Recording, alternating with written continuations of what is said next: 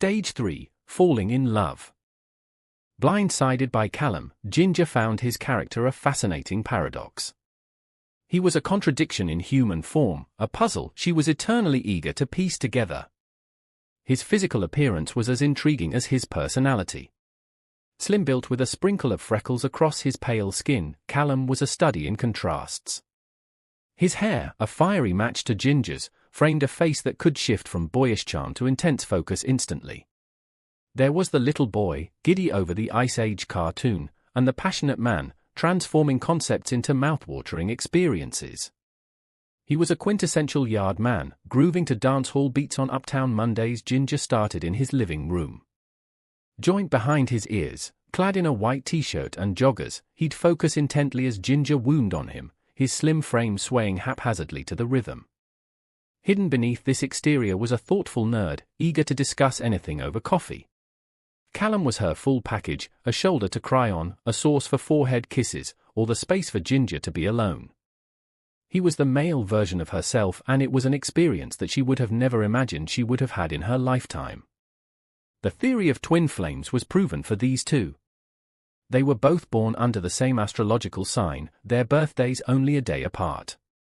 With a 10-year age difference, Callum was grateful it wasn't more. Both were outsiders, products of challenging upbringings. Their shared struggles had led them to this point. They shared a similar longing for a pure, honest, and simple life. Both were devoted to Mary Jane and enjoyed their morning rituals together. Ginger was the rolling expert. Callum would watch in sexual amusement as he had never seen a woman roll a joint so skillfully in his life. He believed he had hit the jackpot. Their similarities were endless. They mirrored each other's souls, a connection neither expected. Random conversations and playful banter were their constant source of amusement. They were never bored in each other's company. Days turned into weeks, weeks into months, and months into 4 years of platonic friendship in the beautiful Scottish countryside. Sundays were the best days for the pair. It consisted of dinner under the willow tree, followed by edibles. Callum introduced her to Ricky Hill and Lana Del Rey. On the other hand, Ginger introduced him to a wider catalogue of old-school dancehall and skillabeng. Their lives were marked by independence and personal space, despite sharing keys. They'd agreed on unrestricted access to each other's homes, a system that worked surprisingly well. Almost daily, one would pop in on the other, even if only for a moment. This casual routine was a source of amusement for them, given its absurdity. But their innocent, childish behaviors were about to change. During winter mornings, Ginger and Callum would walk along the banks of the River Tay, then head back to his apartment. She was on vacation from the gallery and decided to spend it with him. Every day she was with him. Every single day. He wanted her to. That was a major milestone for Callum. He had never wanted to constantly be around any female in such a manner, not even his ex-wife 5 years ago, and she was the love of his life. Every morning he rolled over to the caress of her soft hair against his freckled face as he spooned her in. He was never inappropriate. He respected her wishes. He loved her presence. Having her there was more important than getting his dick wet.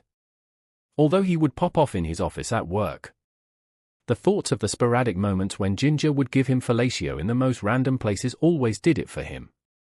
Ah, by the river, he reminisced, his strokes intensifying. That was the first time. They were hiking and stopped by the riverside to smoke a joint. Ginger was frolicking away in nature while he leaned on a boulder, admiring her every move. But what he didn't know was that she was admiring him too, especially below the waist. Whenever they showered together, he would get hard, and she was not offended by the sight at all. For his self-control, she believed he deserved a reward. By this time Ginger was standing next to Callum enjoying their shared joint. Anticipating a hug from Ginger as she walked closer to Callum, eliminating the space between them, she groped him until he responded. She then pulled down his trousers and kissed him there. Shocked at the care and thoughtfulness of every movement she did with her mouth, Callum ejaculated quicker than he wanted to. Embarrassment read on his face. "Ah, shit!" he lamented. Ginger allowed the lineage of little Callums to glide down her throat as she positioned to stand. Ginger always had this surprising sexual allure about her. A kinky red-haired woman, quiet, with intricate tattoos that gave you an idea of the vastness of her mind. She looked sweet and pure with her oversized glasses, a permanent fixture on her face. Callum believed it was the Jamaican aura of her soul, full of flavorful spices.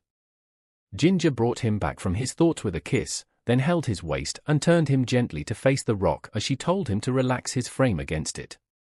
She repositioned herself as before and ran her hands along the length of his frame whilst she used her tongue and intruded on the part of the body men protected the most. Ginger, he muttered, his voice cracking, as he reflected on the first time his salad was tossed. He watched as ejaculate pooled in his hand and he used the other to massage the rest out. He knew she was worth the wait, however long. And that realization inspired him to live for her too, for she was worth it. Ginger knew he was worth it too. The Scottish air had done wonders for Ginger. She was lighter than a feather, floating every day in her authentic self. This slow, peaceful life with Callum seemed safe for her, no more trauma, and she was content. On one of the mornings, after they returned from their walk, Callum and Ginger went to have their usual shower together. Ginger watched Callum as he lathered his body. She moved in closer for her turn. Callum loved lathering her body, seeing her nipples harden to his touch was his visual confirmation of her attraction to him. And for the moment it got too intense for her, she would meet his torso and give him a treat. Callum wanted to test his luck that day, but Ginger wanted to give him more, he deserved it.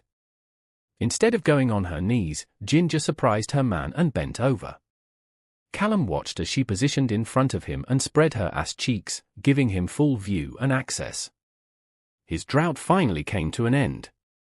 She felt his hardness bounce flamboyantly, occasionally crashing against her ass. She smiled to herself. Admiring the obese flesh before his eyes, Callum wasted no time. Ginger grabbed his hands and carried them to her waist, showing him how to anchor himself so he could thrust with more meaning. Just like we practiced at Uptown Mondays, she reminded him. Callum needed no reminder. He was ready. With every stroke, he found salvation. The lost side of her, which was enslaved by plastics of all different textures and lengths, was now emancipated. My first and last, she whispered to herself. Love, I didn't hear that. Callum pulled her up to face him. Ginger kissed him slowly, she wanted him to feel the reason for her kiss. I wish I had better words, but I love you, she said to him and then pulled him over to the shower seat. She allowed him to sit. Ginger then stood on the shower seat, with him in between her, and slowly she lowered herself onto his hardness. With her feet tucked beside him, her hands around his neck, and his hands holding her back for support, she performed the best balancing act he had witnessed. As she pounced up and down on his shaft, you could hear the whop-whop sounds of her wetness. Then she glided slowly, stopped at the tip, then squinted her muscles on his muscle in a rhythm that became his kryptonite. Bloody hell! Callum was in a state of euphoria. His head lolled back, too much of a burden, as his eyes rolled in their sockets. Do what you want with me. And with her words, she allowed him to control the tempo of her on top of him. He started to thrust into her, each thrust more aggressive, each thrust deeper than the last. I know you must have thought about this, I've wanted to fuck you from the day you interrupted my prayer. But I wanted it to mean something, and now it does. She admitted in his ear and hugged him as she embraced the pounding and rapidly increasing intensity. Ginger. He lost his breath. Yeah? She answered. He didn't respond. Instead, he inhaled deeply, as if trying to absorb her completely, and then, with a convulsive shudder, he released all the love he had developed for her over the last 4 years inside of her, and then went motionless. The Sunday after, while at the willow tree talking to God, Callum's prayer was a bit different. The maker of the universe, the one that dwells within. I am immensely grateful to you for manifesting in my life the most amazing human. Every time I look at her, a man feels lucky. I continue to look at her, even when she isn't aware. She is awkward, she is beautiful, and I just love looking at her, even when it weirds her out.